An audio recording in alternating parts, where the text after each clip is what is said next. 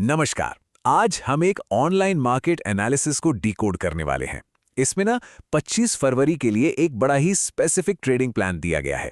तो चलिए मिलकर देखते हैं कि आखिर इस ब्लूप्रिंट में है क्या। अच्छा, इस एनालिसिस की शुरुआत ही एक बहुत ही दमदार, एक बहुत ही ड्रामेटिक लाइन से होती है, जो आने वाले ट्रेडिंग दिन के लिए पूरा माहौल तैयार कर देती है। तो इसमें कहा यह जा रहा है कि भाई कल या तो बहुत बड़ा पैसा बनेगा या फिर बहुत बड़ा नुकसान होगा। मतलब स्टेक्स बहुत हाई हैं। अब देखिए, ये लाइन किसी भी ट्रेडर का ध्यान खींचने के लिए काफी है ना? इससे साफ पता चलता है कि मार्केट में कुछ बड़ी हलचल की उम्मीद की जा रही है। तो इस जबरदस्त हुक के बाद सवाल यही उठता है कि 25 फरवरी के लिए आखिर प्लान है क्या? चलिए अब इस ब्लूप्रिंट के अंदर झांकते हैं और समझने की कोशिश करते हैं कि ये हमें क्या करने को कह रहा है। किसी भी स्टॉक को खरीदने या बेचने की सलाह देने से पहले ये एनालिसिस एक कदम पीछे हटकर पूरे बाजार का मूड समझने की कोशिश करता है, क्योंकि आखिर बाजार की लहर के खिलाफ तैरना बहुत मुश्किल होता है। तो देखते हैं कि ये किस नतीजे पर पहुंचता है।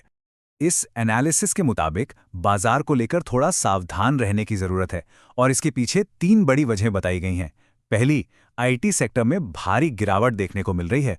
दूसरी, जो फॉरेन इंस्टीट्यूशनल इन्वेस्टर्स हैं यानी एफआईआईज, वो लगातार बाजार से पैसा निकाल रहे हैं, जो अक्सर एक अच्छा साइन नहीं होता। और तीसरी वजह, दुनिया भर के बाजारों से भी कोई खास अच्छे संकेत नहीं आ रहे हैं।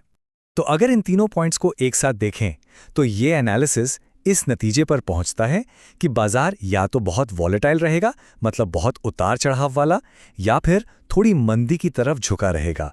और ये जो ओवरऑल आउटलुक है, यही आगे की पूरी स्ट्रैटेजी की नींव है।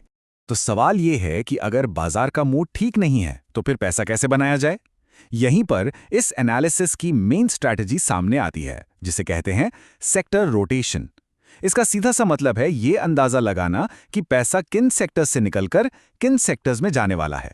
तो देखिए, रणनीति के ना 2 पहलू हैं। एक तरफ है वो सेक्टर्स जिन पर खतरा मंडरा रहा है, जैसे आईटी हो गया, बहुत महंगे स्मॉल कैप स्टॉक्स और एक्सपोर्ट्स से जुड़ी कंपनियां। और दूसरी तरफ हैं वो सेक्टर्स जो शायद चमक सकते हैं, जैसे सरकारी बैंक्स, एनर्जी और फार्मा। अब इसके पीछे का लॉजिक बड़ा सिंपल है।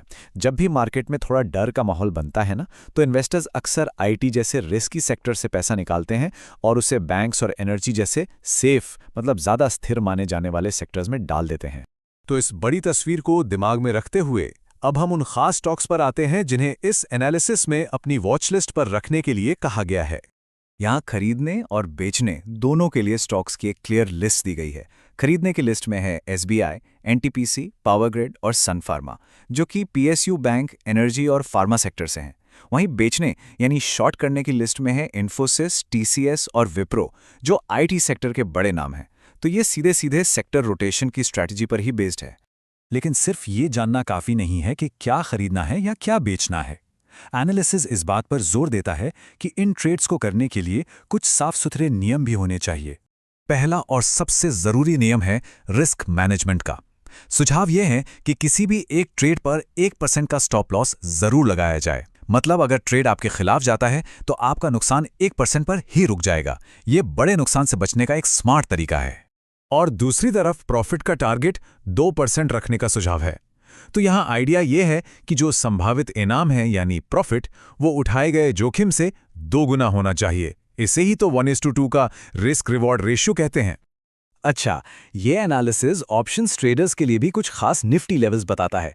25,300 को एक सपोर्ट लेवल माना गया है, यानी एक ऐसा लेवल जहां से बाजार के वापस ऊपर जाने की उम्मीद की जा सकती है। वहीं 25,600 को एक रेजिस्टेंस लेवल बताया गया है, जहां पहुंचकर बाजार रुक सकता है या नीचे आ सकता है। इन्हीं लेवल्स के आधार पर कॉल या पुट ऑप्शंस में एंट्री के मौके बन सकते हैं। और आखिर में ये एनालिसिस कुछ जरूरी चेतावनियों और एक बहुत ही महत्वपूर्ण सोच पर बात करता है, जो मेरे ख्याल से किसी भी रणनीति से ज्यादा जरूरी है। यहाँ एक बहुत ही गहरी बात याद दिलाई गई है कि सबसे बड़ा प्रॉफिट अपनी कैपिटल को, अपनी पूंजी को बचाना है। मतलब मुनाफा कमाने की जल्दबाजी में अपना मूलधन खोने से बचना ही सबसे पहली प्राथमिकता होनी चाहिए।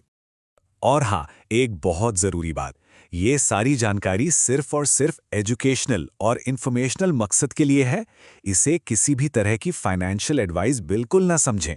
देखिए, शेयर बाजार में जोखिम होता है, इसलिए कोई भी निवेश का फैसला लेने से पहले ये बहुत ज़रूरी है कि किसी क्वालिफाइड फाइनेंशियल एडवाइजर से सलाह ज़रूर ली जाए। इस जानकारी के आधार पर लिए गए किसी भी फैसले या उसके नतीजे, चाहे वो फायदा हो या नुकसान, उसके लिए क्रिएटर की कोई जिम्मेदारी नहीं होगी।